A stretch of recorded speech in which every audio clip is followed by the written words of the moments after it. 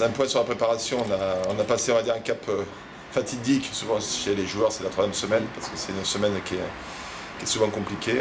Donc là aujourd'hui on est au milieu de la quatrième semaine.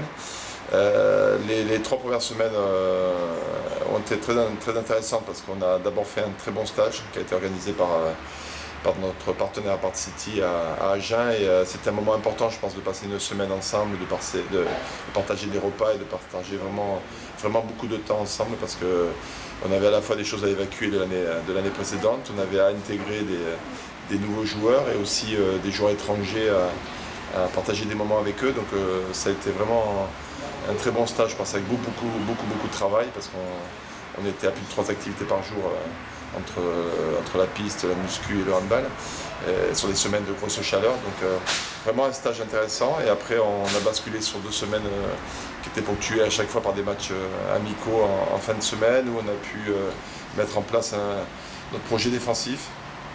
On peut partir bien évidemment sur ce projet-là, un projet fort, retrouver un peu ce qui faisait notre force sur l'enchaînement défense-montée de balle. Donc ça a été 3 semaines riches d'enseignements. On a fait 4 matchs amicaux, 3 fois contre nos amis des Girondins de Bordeaux. C'était important de ne pas perdre ces matchs-là parce qu'on avait besoin aussi de réapprendre à gagner, à lutter avec des équipes du même niveau que nous, de la Pro D2. Donc je suis satisfait des 2 victoires et du match nul. Et après un match plus difficile contre Cesson où on a bien lutté pendant une mi-temps, puisqu'on menait à 12-11 à la mi-temps, mais après on a implosé sur la seconde mi-temps. Donc on va dire qu'il y a eu une mi-temps négative, mais qui nous a permis de travailler sur la vidéo et de basculer sur cette 4e semaine à travers des images, et je pense que c'était important. Donc je dirais une première partie de préparation qui est conforme aux attentes et aux objectifs que j'avais mis en place avec mon staff. Et surtout beaucoup de respect pour les joueurs, comme tous les joueurs pros à cette époque-là de l'année, parce qu'avec les chaleurs, les quantités de travail qu'ils sont capables de digérer, on se rend compte qu'ils arrivent de plus en plus préparés lors de la reprise. On a fait beaucoup de travail, mais aussi beaucoup d'examens médicaux, que ce soit sur des examens biologiques, électrocardiogramme, masse graisseuse, examens cliniques de tout genre, et on se rend compte que les joueurs sont de plus en plus préparés. Donc c'est vrai qu'on a affaire de plus en plus à des professionnels qui permet de rentrer rapidement après dans des phases qui sont plus importantes.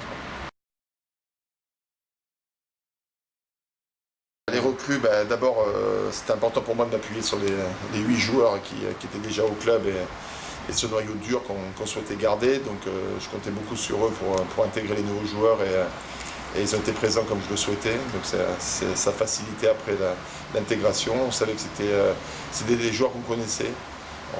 Soit on les connaissait depuis très longtemps, à l'image de Johan Kurgibini, de Verdier, ou soit on les avait suivis, ou de Vergely, pardon, et soit on les avait suivis tout au long de la saison en se déplaçant pour aller les voir en Espagne ou ailleurs pour pouvoir se garantir à la fois de leur mentalité mais aussi de leur potentiel. Donc voilà, ils sont exactement là où je les attends, c'est-à-dire que je pense que par rapport à ceux qu'on attendait d'eux et de leur potentiel, ils répondent présent. Maintenant, c'est pas évident, notamment quand il y a la barrière de la langue. Je pense à Mirko qui va sur un poste de demi-centre et demi-centre d'être le relais de l'entraîneur sur le terrain quand on ne parle pas français. Mais bon, on lui assure à côté des cours de français pour pouvoir accélérer. Et puis je peux m'appuyer aussi sur des joueurs comme Nemanja qui fait le lien justement entre ce type de joueur et moi-même sur la langue. Donc c'est vrai que grâce, je répète, à l'accueil des autres, parce que c'est pas évident non plus, c'est des joueurs qui vont être en concurrence avec eux-mêmes, mais on est vraiment parti sur une notion d'équipe et ils ont envie que ça se passe le mieux possible pour que l'équipe soit forte. Donc pour l'instant c'est bien, maintenant il faut attendre, il faut être patient comme on a su l'être l'année avec Dejan, qui avait eu un mois de janvier difficile, mais qui avait explosé après lorsqu'il avait pris ses marques. Donc les étrangers c'est ça aussi et il faut les prendre comme tels. Je souhaitais qu'on se construise dans la difficulté. C'est pour ça aussi que c'était important pour moi les 3 matchs contre les Girondins Pro D2 de les assumer et de ne pas les perdre parce que maintenant on va rentrer vraiment dans le dur à ce niveau-là. Et ça va être intéressant parce qu'on va se construire en période de crise, on va se construire dans la difficulté et j'espère que la seconde mi-temps de Cesson où on a explosé va nous servir référence par rapport à ça, parce qu'il faut qu'on sache construire dans les moments difficiles. Et donc ça commence dès ce week-end, où ça va être un petit peu particulier, parce que vendredi soir, on va faire une espèce de tournoi, mais sur 3 mi-temps, c'est-à-dire qu'il va y avoir une mi-temps entre Saragossa et Anaitasuna Pampelune, et après nous on va faire une mi-temps contre Saragossa et après contre Anaitasuna.